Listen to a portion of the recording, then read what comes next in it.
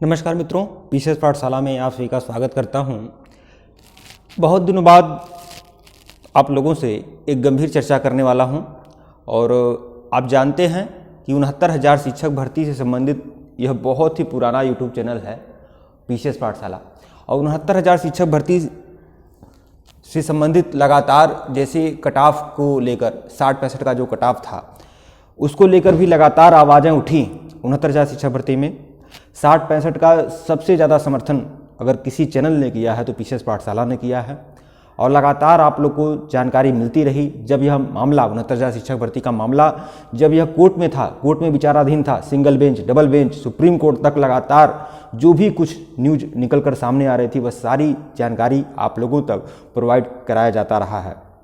लेकिन देखिए, जब कोई आवश्यक जानकारी होती है, आवश्यक वार्ता करना होता है तो हम आपको वीडियो बनाते हैं, आपके लिए वीडियो बनाते हैं, जानकारी देते हैं। देखिए इस समय क्या है, यूट्यूब चैनलों की भीड़ लगी हुई है। बहुत सारे ऐसे लोग हैं जो यूट्यूब पर अपना दुकान सजा कर बैठे हैं, दुकान पर अपना माल बेचते हैं।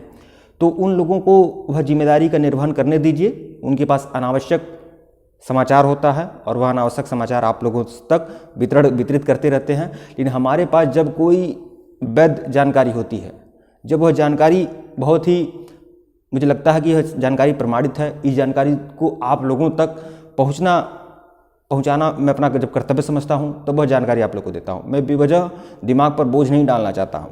तो देखिए, आज 69,000 शिक्षक भर्ती संबंधित एक जानकारी मैं आप लोग के सामने लाया हूं और एक गंभीर चर्चा करने वाला हूं। देखिए, एक बात आपको बता दें, 69,000 शिक्षक भर्ती जब पूरी तरह से संपन्न हो गई थी और यह मामला कोर्ट में था तो एक 6,800 की लिस्ट जारी की गई थी। 6,800 की चयन सूची जारी की गई थी। अच्छा, यह 6,800 की जब सूची जारी की गई थी उस दिन भी मैं वीडियो बनाया और उसके बाद भी 1 या 2 दिन पर लगातार मैं वीडियो बनाता रहा।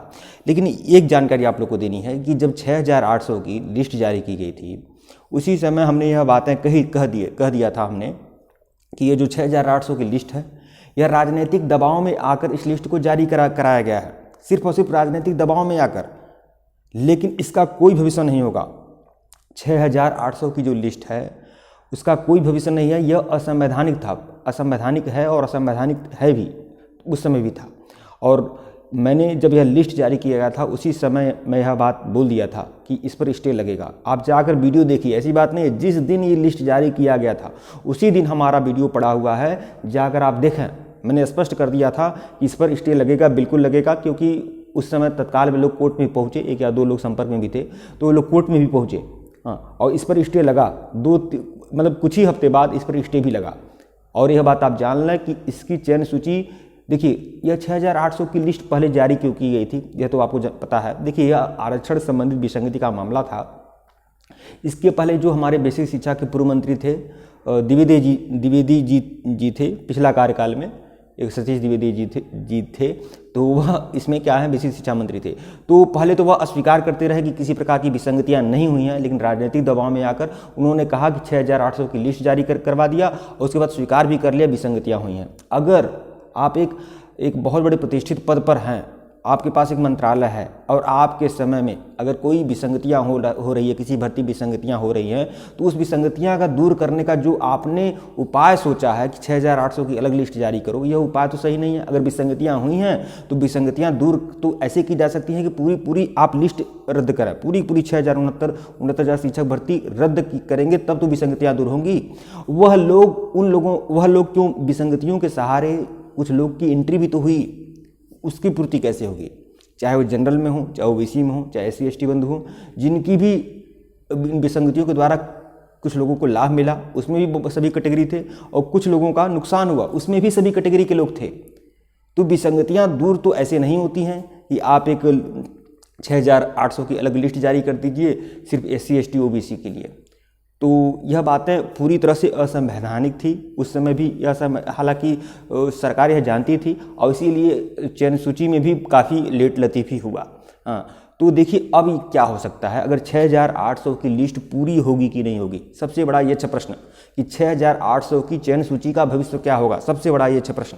तो मैं आप लोगों की जानकारी लिए बता दूं, 6,800 की अगर चयन सूची पूरी करानी है यानी 6800 की अगर लिस्ट पूरी करानी है तो इसमें यही हो सकता है, बस नाम को नज़रअंदाज कर दीजिए। 6800 में किसका नाम है किसका नहीं है उस नाम को हटाइए।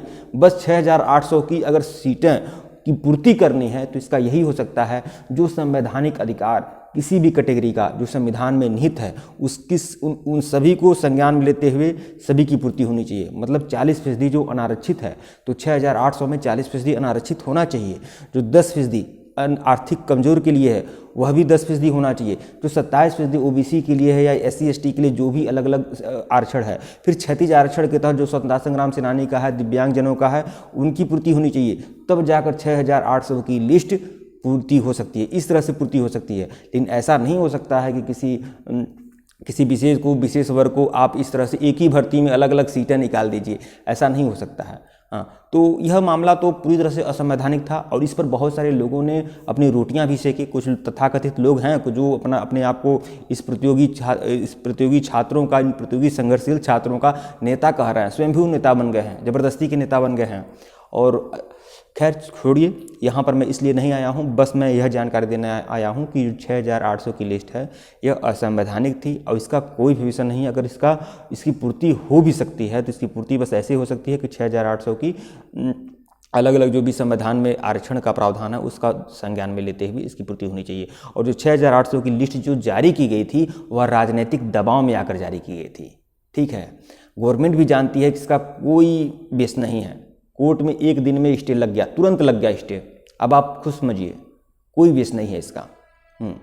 अगर विसंगतियां हुई हैं, हम भी स्वीकार करते हैं, बहुत सारे लोग स्वीकार करते हैं। जब मंत्री जी ने स्वीकार कर लिया तो किसी के स्वीकार करने न करने की बातें छोड़िए।